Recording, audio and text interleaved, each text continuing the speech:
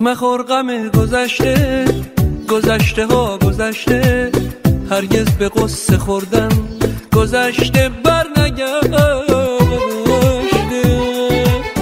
به فکر آینده باش، دل شاد و سرزنده باش، به انتظار طلعت خورشید تابنده باش.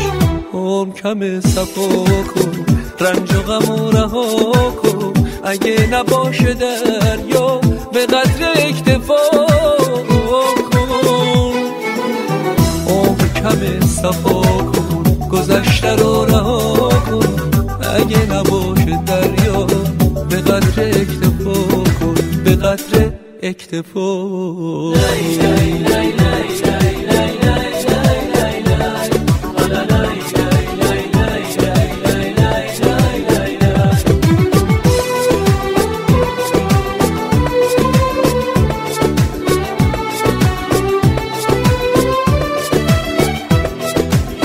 قسمت تو همین بوده که بستر گذشته، نکن گلای از فلک این کار سر نوشته.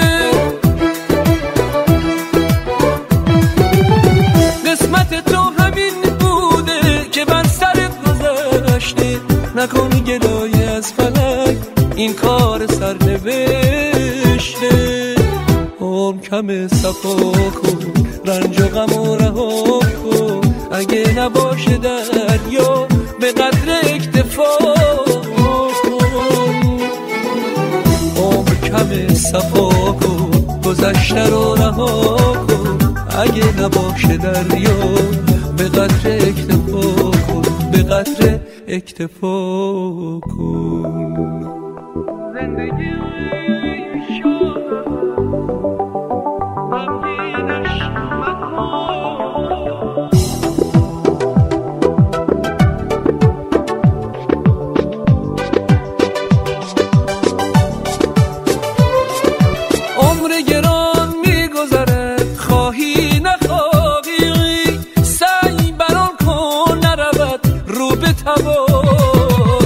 مطلب دل را طلب از سوی خدا کن، زان که بود رحمت او لایتناهی.